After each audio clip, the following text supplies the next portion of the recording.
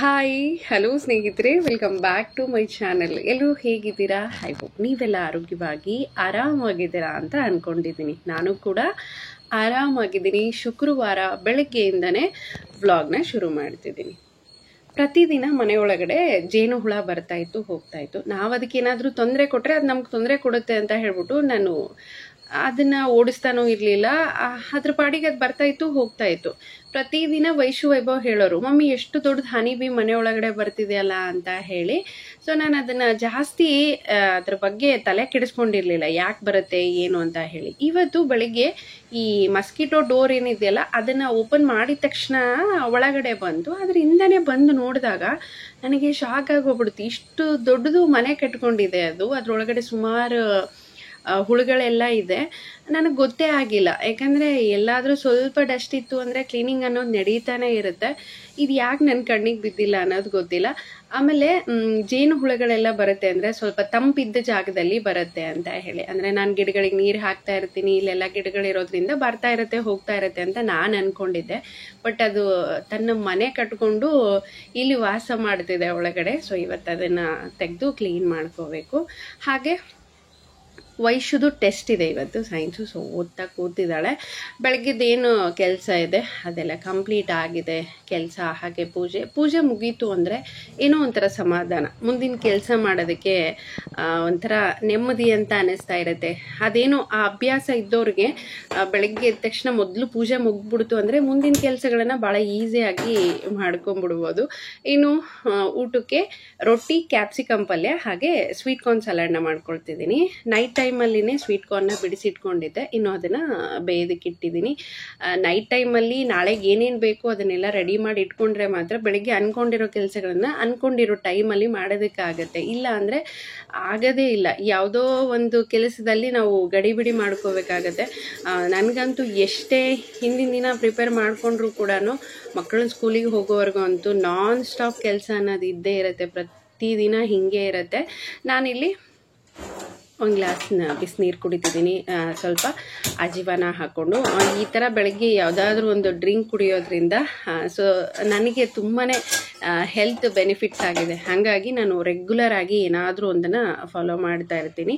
ಮೊದಲೆಲ್ಲ ಈ ಕಾಯಿ ಹಾಗೆ ಕ್ಯಾರೆಟು, ಕುಕುಂಬರ್ನೆಲ್ಲ, ಬೀಟ್ರೋಟ್ನ ತುರಿದು ಇಟ್ಕೊಂಡ್ಬಿಡ್ತಿದ್ದೆ. ಅದೇನೋ ಗೊತ್ತಿಲ್ಲ, ನೆಕ್ಸ್ಟ್ ಡೇಗೆಲ್ಲ ಒಂಥರ ಮೆತ್ತಗಂತ ಅನ್ಸೋದು, ಫ್ರೆಶ್ ಇರ್ತಾ ಇರಲಿಲ್ಲ. ಸೊ ಹಾಗಾಗಿ ಒಂದು 5 ನಿಮಿಷದ ಕೆಲಸ ಬೆಳಗ್ಗೆನೇ ತುರ್ಕೊಳ್ಳೋಣ ಅಂತ ಹೇಳಿ ಆ ಕೆಲಸ ಬೆಳಗ್ಗೆ ಮಾಡ್ಕೊಳ್ತಿದ್ದೀನಿ. ಕೆಲವೊಂದನ್ನೆಲ್ಲ ಏನು ಚೇಂಜಸ್ ಮಾಡಿಕೊಂಡ್ರೆ ಚೆನ್ನಾಗಿರುತ್ತೆ ಅದನ್ನು ಮಾಡ್ಕೊಳ್ತೀನಿ. ಕೆಲವೊಂದೆಲ್ಲ ನೋಡಿದ ಮೇಲೆ ಇದು ಸರಿ ಹೋಗಲ್ಲ ಅಂತ ಅನಿಸಿದರೆ ಮತ್ತೆ ಅದನ್ನು ಬಿಟ್ಬಿಟ್ಟು ಬೆಳಗ್ಗೆ ಮಾಡಿಕೊಂಡ್ರೆ ಚೆನ್ನಾಗಿರುತ್ತೆ ಅಂತ ಅನಿಸುತ್ತಲ್ಲ, ಆ ಥರ ಮಾಡ್ಕೊಳ್ತೀನಿ. ಮುಂಚೆ ಎಲ್ಲ ಒಂದೊಂದು ಬಾಕ್ಸಲ್ಲಿ ತುರಿದು ಇಟ್ಬಿಡ್ತಿದ್ದೆ.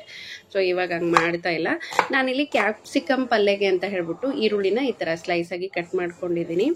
ಕ್ಯಾಪ್ಸಿಕಮ್ನ ತುಂಬಗಾಯಿ, ಎಣ್ಣೆಗಾಯಿ ಎಲ್ಲ ಹೇಗೆ ಮಾಡ್ತಾರೋ ಸೇಮ್ ಅದೇ ಥರ ಮಾಡ್ತಾರೆ. ನಾನೇನಪ್ಪ ಅಂದರೆ ಯಾವುದೇ ಅಡುಗೆ ಆಗಿರಲಿ ಸಿಂಪಲ್ ಆಗಿರಬೇಕು, ರುಚಿಯಾಗಿರಬೇಕು, ಮಾಡೋದಕ್ಕೆ ಜಾಸ್ತಿ ಟೈಮ್ ತೊಗೊಂಡಿರಬಾರ್ದು. ಸೊ ಹಾಗಾಗಿ ನನ್ನ ಎಲ್ಲ ಅಡುಗೆಗಳು ಆಲ್ಮೋಸ್ಟ್ ಸೇಮ್ ಆಗೇ ಇರುತ್ತೆ. ಇಲ್ಲಿ ಕೂಡ ಅಷ್ಟೇ, ಕ್ಯಾಪ್ಸಿಕಮ್ ಪಲ್ಯ ಮಾಡೋದಕ್ಕೋಸ್ಕರ ಎಣ್ಣೆ, ಜೀರಿಗೆ, ಸಾಸಿವೆ ಹಾಗೆ ಕರಿಬೇವು, ಈರುಳ್ಳಿನ ಹಾಕ್ಕೊಂಡು ಚೆನ್ನಾಗಿ ಫ್ರೈ ಮಾಡ್ಕೊಳ್ತಿದ್ದೀನಿ. ನಾವು ಬದನೆಕಾಯಿ ಎಲ್ಲ ಹೇಗೆ ಕಟ್ ಮಾಡಿರ್ತೀವೋ ಸೇಮ್ ಹಾಗೆ ಕಟ್ ಮಾಡ್ಕೊಂಡಿದ್ದೀನಿ. ಹಾಗೆ ತೂಮ್ ಕೂಡ ಹಾಗೆ ಇದೆ. ಸೊ ಇದನ್ನು ಚೆನ್ನಾಗಿ ನಾವು ಒಂದ್ಸರಿ ಮಿಕ್ಸ್ ಮಾಡಿಕೊಂಡು ಒಂದು 2-3 ನಿಮಿಷ ಲಿಡ್ನ ಕ್ಲೋಸ್ ಮಾಡಿಬಿಟ್ರೆ ಆ ಹುಗಿಗೆ ಚೆನ್ನಾಗಿ ಬೆಂದಿರುತ್ತೆ. ಅದು ಈ ಸಿಪ್ಪೆ ಭಾಳ ಗಟ್ಟಿ ಇರುತ್ತೆ, ಎಷ್ಟು ಸಾಧ್ಯನೋ ಅಷ್ಟು ಚೆನ್ನಾಗಿ ಬೇಯಿಸ್ಕೋಬೇಕು.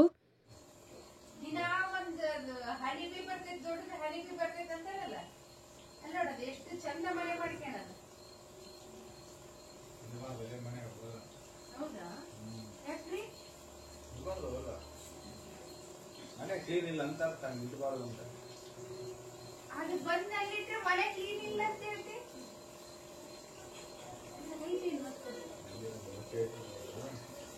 ನೀರ್ ಹಾಕ್ಬಿಟ್ಟು ಹೋಗ್ಬಿಡುತ್ತೆ, ಮಣ್ಣೆಲ್ಲ ಗಿಡದಾಗ.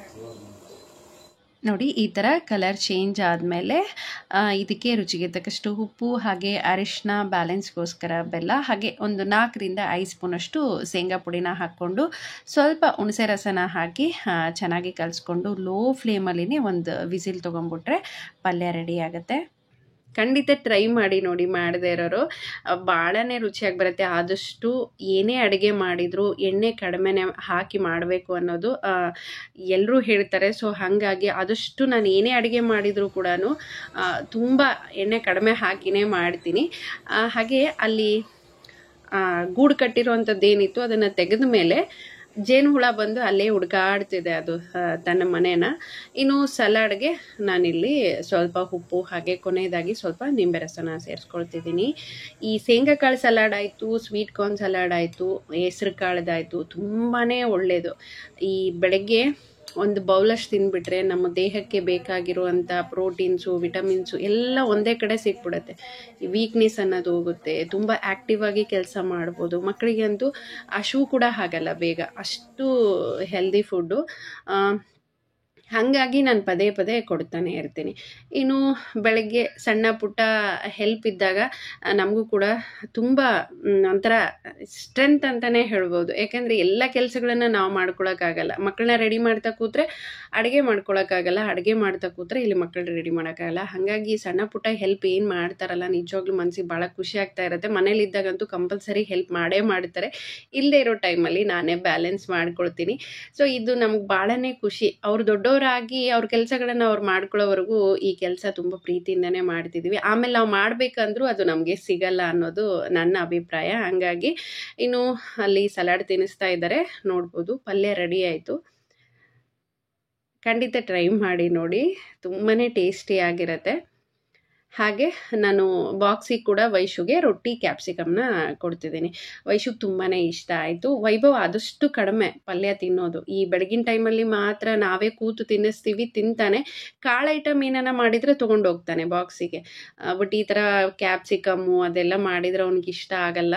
ಮಧ್ಯಾಹ್ನ ಕೂಡ ತಿಂದು ಬರಲ್ಲ, ಹಾಗೆ ತಂದುಬಿಡ್ತಾನೆ ಆ ಬಾಕ್ಸ್ನಾಗ. ಅದು ಬರೀ ರೊಟ್ಟಿ ಒಂದೇ ತಿಂದಿರ್ತಾನೆ. ಸೊ ಹಾಗಾಗಿ ಆದಷ್ಟು ಅವ್ನ ಫೇವ್ರೇಟ್ ಏನಪ್ಪ ಅಂದರೆ ರೊಟ್ಟಿ ಪುಡಿ ತುಪ್ಪ ಇಲ್ಲ ಚಪಾತಿ ಪುಡಿ ತುಪ್ಪ, ಆ ಥರ ಕಾಂಬಿನೇಷನ್ ಇಷ್ಟ ಅವನಿಗೆ.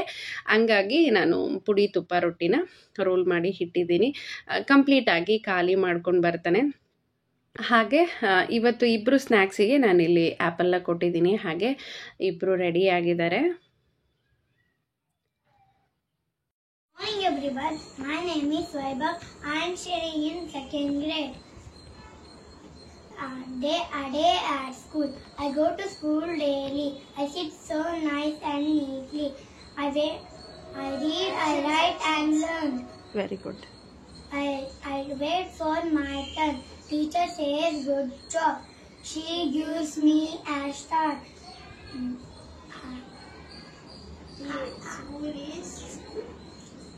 ಆಯ್ತು ಹೇಳು. School is fun and cool. I love my lovely school. I love my lovely school. ಬರೀ ಇಂಗ್ಲಿಷ್ ಸ್ಟಾರ್ ಅಂತ ತೋರ್ಸೋಣ. ಸಾಕು ಸಾಕು ಅಷ್ಟೇ ಕಾಣಿಸಕತ್ತದ ಸಾಕು.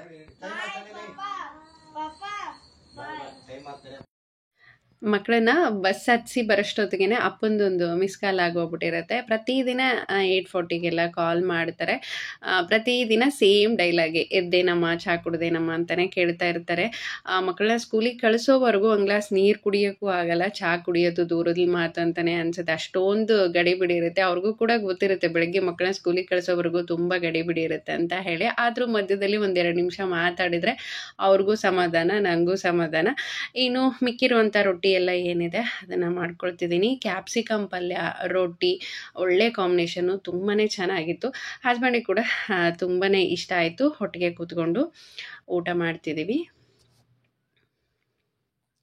ಹಾಗೆ ಮುಂಚೆ ಎಲ್ಲ ಒಂದು ವಾರಕ್ಕೊಂದ್ಸರಿ ನಾನು ಬೆಣ್ಣೆ ಮಾಡ್ಕೊಳ್ತಿದ್ದೆ ಮಿಕ್ಸಿಗೆಲ್ಲ ಹಾಕ್ಕೊಂಡು. ಸೊ ಈಗ ಒಂದು 15 ದಿನ 20 ದಿನಕ್ಕೊಂದ್ಸರಿ ಹಾಕೊಳ್ಳೋಣ, ಯಾಕಂದರೆ ಸ್ವಲ್ಪ ಸ್ವಲ್ಪ ಬರ್ತಿದೆ. ಹಾಗಾಗಿ ಒಂದು ದೊಡ್ಡ ಬಾಕ್ಸಲ್ಲಿನೇ ಎತ್ತಿಡ್ತಿದ್ದೀನಿ. ಈ ಥರ ಸ್ವಲ್ಪ ಸ್ವಲ್ಪ ಎತ್ತಿಟ್ಟು ನಾವು ಬೆಣ್ಣೆ ಮಾಡಿಕೊಂಡ್ರು ಕೂಡ ನಮ್ಮ ಅಡುಗೆಗೆ, ಹಾಗೆ ಸ್ವಲ್ಪ ತುಪ್ಪ ಕೂಡ ಕಾಯಿಸ್ಕೋಬೋದು. ಮನೆಯಲ್ಲೇ ಮಾಡಿರುವಂಥದ್ದು ತುಂಬ ಚೆನ್ನಾಗಿರುತ್ತೆ ಅಂತ ಹೇಳಿ. ಇನ್ನು ಮಧ್ಯಾಹ್ನಕ್ಕೆ ಹಾಗೆ ನೈಟಿಗೆ ಬೇಕು ಅಂತ ಹೇಳ್ಬಿಟ್ಟು ನಾನಿಲ್ಲಿ ಹೆಪ್ಪಾಕ್ತಿದ್ದೀನಿ.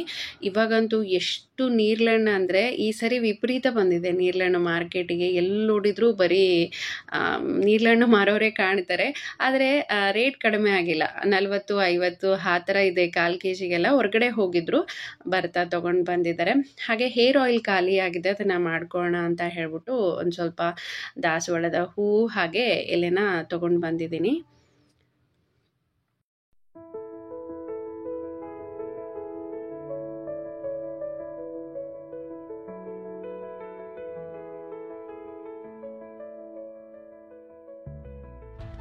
ಇಂಡೋರ್ ಪ್ಲ್ಯಾಂಟ್ಸು ಈ ನೀರು ಹಾಕಿದ ಮೇಲೆ ಸರಿಯಾಗಿ ಬಿಸಿಲು ಬಿದ್ದಿಲ್ಲ ನೋಡಿ, ಹೆಂಗಾಗಿದೆ ಅಂದರೆ ಹಣ್ಣು ಅರ್ಧ ಎಲೆಗಳೆಲ್ಲ ಹೇಗಾಗಿದೆ ಆಗುತ್ತೆ ಆ ಥರ ಆಗಿದೆ. ಈ ಪ್ರಾಬ್ಲಮ್ ಬರುತ್ತೆ. ಸ್ವಲ್ಪ ನೀರು ಜಾಸ್ತಿ ಆಗಂಗೂ ಇಲ್ಲ, ಕಡಿಮೆ ಆಗಂಗೂ ಇಲ್ಲ.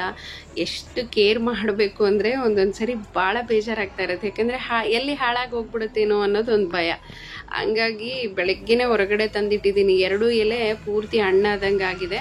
ಅದು ಒಂದು 10 ನಿಮಿಷ ಬಿಸಿಲು ಬರುತ್ತೆ, ಮತ್ತೆ ಹೋಗುತ್ತೆ. ಒಂದು 10 ನಿಮಿಷ ಬರುತ್ತೆ, ಹೋಗುತ್ತೆ. ಸರಿಯಾಗಿ ಬಿಸಿಲೇ ಇಲ್ಲ. ಅದೇ ಬಿಸಿಲು ಹಾಗೆ ಗಾಳಿ ಪರಿಪೂರ್ಣವಾಗಿರುವಂಥ ಗಿಡಗಳೆಲ್ಲ ಎಷ್ಟು ಚೆನ್ನಾಗಿ ಗ್ರೋತ್ ಇದ್ದಾವೆ ಅಂದರೆ ಅವಕ್ಕೆ ರೋಗಗಳೇ ಇರೋದಿಲ್ಲ. ಚೆನ್ನಾಗಿ ಅವಕ್ಕೆ ಬೇಕಿದ್ದಷ್ಟು ಬಿಸಿಲು ಗಾಳಿ ಸಿಕ್ಬಿಡುತ್ತೆ. ಸೊ ಹಾಗಾಗಿ ಇಂಡೋರ್ ಪ್ಲ್ಯಾಂಟ್ಸ್ ಏನಿದೆಲ್ಲ ಭಾಳ ಕೇರ್ಫುಲ್ ಮಾಡಬೇಕು.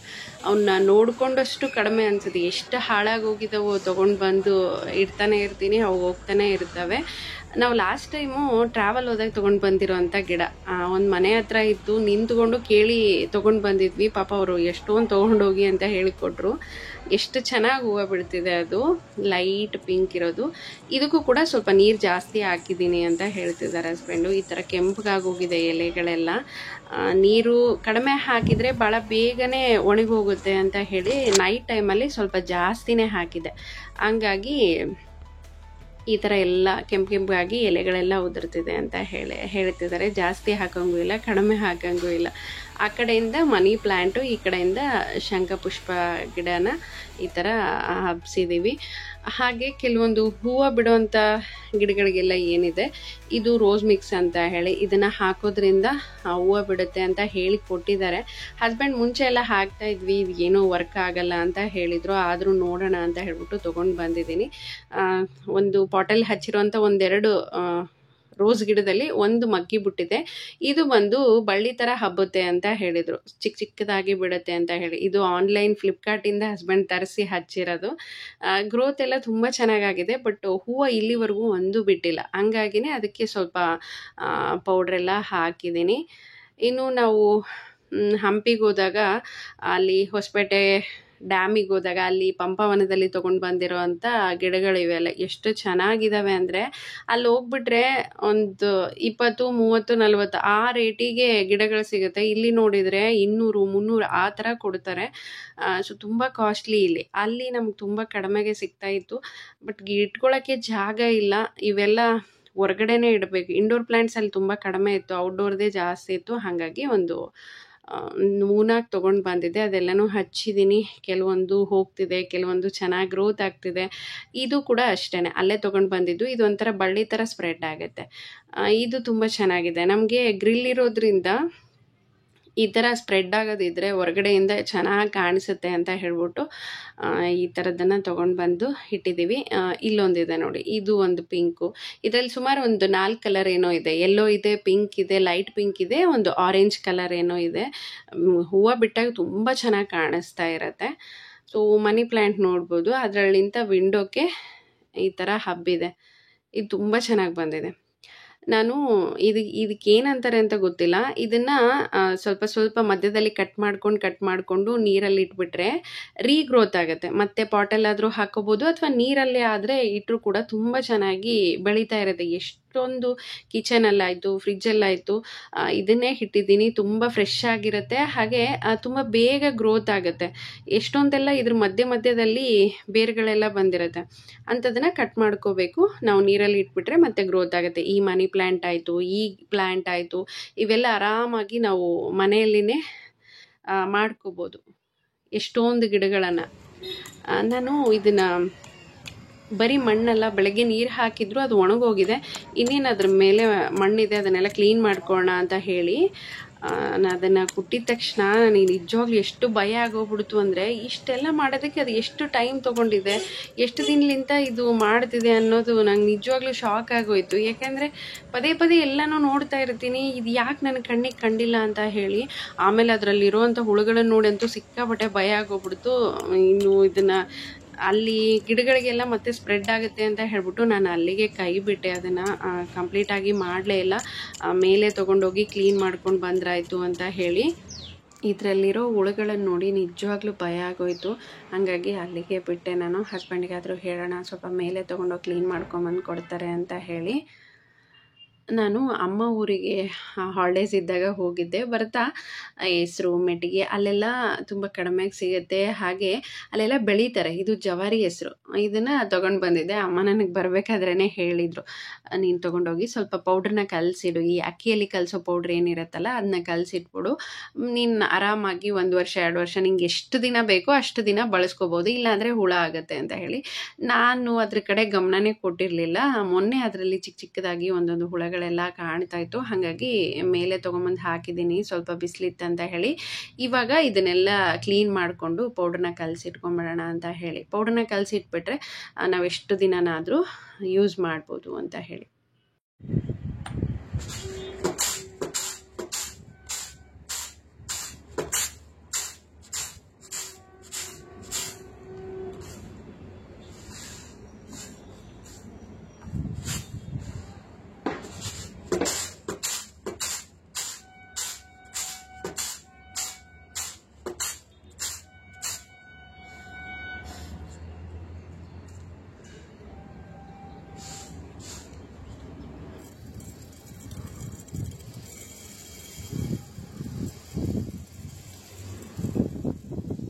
ಚೆನ್ನಾಗಿ ಕ್ಲೀನ್ ಮಾಡ್ಕೊಂಡಿದ್ದೀನಿ. ಅದರಲ್ಲಿರುವಂಥ ಕಡ್ಡಿ ಹಾಗೆ ಚಿಕ್ಕ ಚಿಕ್ಕದು ಹೆಸರು ಏನಿರುತ್ತೆ ಅದನ್ನೆಲ್ಲ ತೆಗೆದು ಈ ಥರ ಗ್ಲಾಸ್ ಜಾರಲ್ಲಿ ನಾನು ಪೌಡ್ರನ್ನ ಕಲಸಿ ಇಟ್ಕೊಂಡಿದ್ದೀನಿ. ಮಾಡೋ ಟೈಮಲ್ಲಿ ಹೆಂಗಿದ್ರು ನಾವು ತೊಳೆದೇ ಮಾಡ್ತೀವಲ್ಲ, ಈ ಥರ ನಾವು ಕಾಳುಗಳನ್ನು ಸ್ಟೋರ್ ಮಾಡ್ಕೋಬೋದು. ಏನು ಯಾಕಮ್ಮ ಅದೇ ಇದಕ್ಕಮ್ಮ ಇದು 2ನೇದು ಅಂತ ಕೆಲಸ ಯಾವತ್ತು ಮಾಡಲ್ಲ. ನಡಿಯ ಲಂಚು ಕಂಪ್ಲೀಟಾಗಿ ತಿಂದು ಬಂದಿರ್ತಾರೆ. ಬಾಟಲು ಅವನಿಗೆ ಹೆವಿ ಆಗ್ತಿದೆ ಅಂತ ಹೇಳ್ಬಿಟ್ಟು ಇವಾಗ 1/2 ಲೀಟರ್ದೇ ಕಟ್ ಕಳಿಸ್ತಿದ್ದೀನಿ. ಹೆಂಗೂ ಕ್ಲೈಮೇಟ್ ಕೂಡ ಕೋಲ್ಡ್ ಇರುತ್ತೆ, ಅಷ್ಟೊಂದೆಲ್ಲ ನೀರು ಬೇಕಾಗಲ್ಲ ಅಂತ ಹೇಳಿ. ಅದು ದೊಡ್ಡ ತೊಗೊಂಡೋದ್ರೂ ಕೂಡ ಹಾಗೆ ತೊಗೊಂಡು ಬರ್ತಿದ್ದ, ನೀರು ಕಂಪ್ಲೀಟಾಗಿ ಕುಡಿತಾ ಇರಲಿಲ್ಲ. ಇಬ್ಬರು ಲಂಚ್ ನೀಟಾಗಿ ತಿಂದು ಬಂದಿದ್ದಾರೆ. ಕೈ ಮಿಕ್ಸ್ ಮಾಡಿ ಜಾತಲ್ಲ ಹಂಗಾಗೈತೆ ನನ್ನ ಬಾಯ್.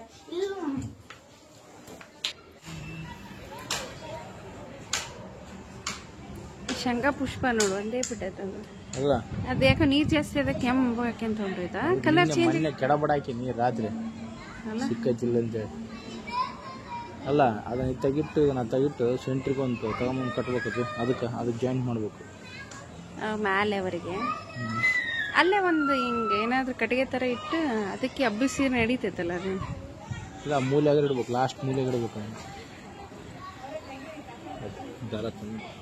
ಈವ್ನಿಂಗ್ ಸ್ನ್ಯಾಕ್ಸಿಗೋಸ್ಕರ ಉದ್ದಿನಬೇಳೆ ವಡೆ ಮಾಡ್ತಿದ್ದೀನಿ. ಅದಕ್ಕೆ 1-2 ಮೆಣಸಿನ್ಕಾಯಿ ಹಾಗೆ ಜೀರಿಗೆ, ಕರಿಬೇವು, ಕೊತ್ತಂಬರಿ, ಬೆಳ್ಳುಳ್ಳಿ, ಸ್ವಲ್ಪ ನಾನು ಧನಿಯಾನ ಸೇರಿಸ್ಕೊಳ್ತಿದ್ದೀನಿ. ಅದ್ರ ಜೊತೆ ಕಲ್ಲುಪ್ಪು, ಇದನ್ನು ಚೆನ್ನಾಗಿ ಪೇಸ್ಟ್ ಮಾಡ್ಕೊಳ್ತಿದ್ದೀನಿ ನೀರು ಹಾಕ್ದೇನೆ.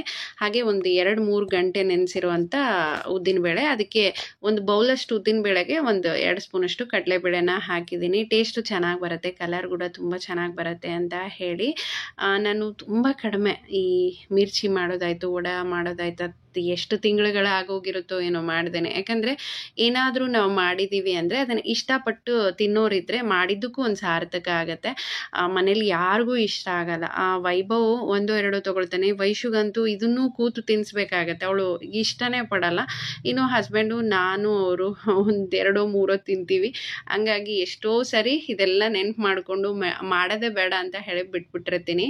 ಏನಾದರೂ ಮಾಡಿದಾಗ ಚೆನ್ನಾಗಿ ತಿನ್ನಬೇಕು, ತಿನ್ನೋರು ಇರಬೇಕು, ಆವಾಗ ಮಾಡಿದರೆ ಮನಸ್ಸಿಗೆ ಖುಷಿ ಆಗುತ್ತೆ, ಅದು ಚೆನ್ನಾಗಿದೆ ಅಂತ ತಿಂದಮೇಲಾದರೂ ಹೇಳ್ತಾರೆ. ಇವ್ರಿಗೆ ನಾವೇ ಒತ್ತಾಯವಾಗಿ ಕೊಟ್ಬಿಟ್ಟಿರ್ತೀವ, ಅದು ಬೇಕು ಬೇಡ ತಿಂತಾ ಇರ್ತಾರೆ. ಸೊ ಇವತ್ತು ಯಾಕೋ ನನಗೆ ಅನ್ನಿಸ್ತಾ ಇತ್ತು ಮಾಡೋಣ ಅಂತ ಹೇಳಿ ಮಾಡ್ಕೊಂಡಿದ್ದೀನಿ. ತುಂಬಾ ಚೆನ್ನಾಗಿ ಬಂದಿತ್ತು. ಇದು ಒಂದು ಫ್ರಿಡ್ಜ್ ಮ್ಯಾಗ್ನೆಟು, ತುಂಬ ಕ್ಯೂಟ್ ಆಗಿದೆ, ಎಷ್ಟು ಚೆನ್ನಾಗಿ ಕಾಣಿಸುತ್ತೆ ಫ್ರಿಡ್ಜ್ ಮೇಲೆ ಇದನ್ನು ಇಡೋದ್ರಿಂದ. ಈ ಥರ ಒಂದು 4-5 ಗಿಡಗಳನ್ನು ನೀರಲ್ಲಿ ಹಾಕ್ಬಿಟ್ಟು ಜಸ್ಟ್ ಅದನ್ನು ಹೀಗೆ ಅಣಿಸೋದಷ್ಟೇ. ತುಂಬ ಸ್ಟಿಫಾಗಿ ಕೂರುತ್ತೆ, ನೋಡೋದಕ್ಕೂ ಎಷ್ಟು ಚೆನ್ನಾಗಿ ಕಾಣಿಸುತ್ತೆ. ಸೆಟ್ ಆಫ್ 2 ತರಿಸಿದ್ದು ಇದು, ಬಟ್ ಹಸ್ಬೆಂಡ್ ರೀಸೆಂಟಾಗಿ ಒಂದು ಹೊಡೆದಾಕಿದ್ರು.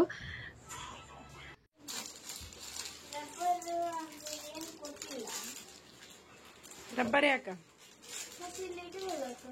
ಅಪ್ಪಾಜಿ?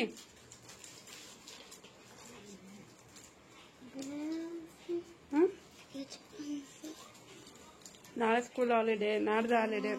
ಇಷ್ಟ ಆಯ್ತಾ ಅಮ್ಮ ಕಲರ್?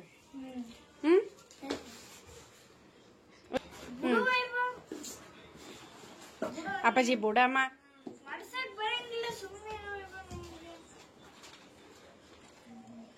ಏರ್ ಆಯಿಲ್ ಖಾಲಿಯಾಗಿದೆ, ಸೊ ಮಾಡ್ಕೊಳ್ಳೋಣ ಅಂತ ಹೇಳಿ ಅದಕ್ಕೆ ಒಂದು 3 ನೆಲ್ಲಿಕಾಯಿ, ಹಾಗೆ ದಾಸವಾಳದ ಹೂವು, ಹಾಗೆ ದಾಸವಾಳದ ಎಲೆ, ಕರಿಬೇವು, ಒಂದು ಮೀಡಿಯಮ್ ಸೈಜು ಈರುಳ್ಳಿ, 2 ಸ್ಪೂನಷ್ಟು ಕಾಲುಂಜಿ ಸೀಡ್ಸು, ಹಾಗೆ 3-4 ಸ್ಪೂನಷ್ಟು ಮೆಂತೆನ ತೊಗೊಂಡಿದ್ದೀನಿ.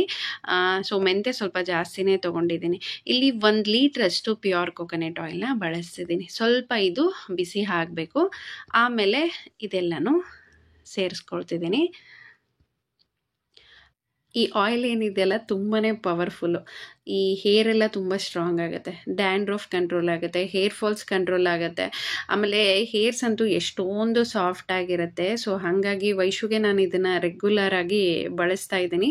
ಇದು ಅರ್ಧ ಗಂಟೆಯಿಂದ 3/4 ಗಂಟೆವರೆಗೂ ಲೋ ಫ್ಲೇಮಲ್ಲಿದೆ ನಾವು ಇದನ್ನು ಕುದಿಸ್ಕೋಬೇಕು. ಕಂಪ್ಲೀಟಾಗಿ ಕಲರ್ ಎಲ್ಲ ಚೇಂಜ್ ಆಗಬೇಕು. ನೋಡಿ ಈ ಥರ ಆಗಬೇಕು. ಇದನ್ನು ಇವತ್ತು ನೈಟ್ ಕಂಪ್ಲೀಟಾಗಿ ಹೀಗೆ ಬಿಟ್ಟು ನಾಳೆ ಬೆಳಗ್ಗೆ ಇದನ್ನು ಒಂದು ಗ್ಲಾಸ್ ಜಾರಲ್ಲಿ ಸೋಸಿಟ್ಕೊಂಡು ಬೇಕಿದ್ದಾಗೆಲ್ಲ ತಲೆಗೆ ಅಪ್ಲೈ ಮಾಡ್ಕೋಬೋದು. ತುಂಬ ಚೆನ್ನಾಗಿರುತ್ತೆ. ಸೊ ಇದು ರೆಡಿ ಆಯಿತು. ಇನ್ನು ಮಕ್ಕಳದು ಸ್ವಲ್ಪ ಹೋಮ್ವರ್ಕ್ ಎಲ್ಲ ಇತ್ತು, ಹಾಗಾಗಿ ಮಾಡಿಸ್ತಾ ಕೂತಿದ್ದೀನಿ. ಹಾಗೆ ಇವತ್ತಿನ ಈ ವಿಡಿಯೋ ನಿಮಗೆ ಸ್ವಲ್ಪನಾದರೂ ಇಷ್ಟ ಆಗಿದರೆ, ಯಾರೆಲ್ಲ ಸಬ್ಸ್ಕ್ರೈಬ್ ಮಾಡದೆ ನೋಡ್ತಿದ್ದೀರಾ ಪ್ಲೀಸ್ ಸಬ್ಸ್ಕ್ರೈಬ್ ಮಾಡಿ, ಹಾಗೆ ಲೈಕ್ ಮಾಡಿ, ಕಾಮೆಂಟ್ ಮಾಡಿ. ಸಿಗೋಣ ಮುಂದಿನ ವಿಡಿಯೋದಲ್ಲಿ.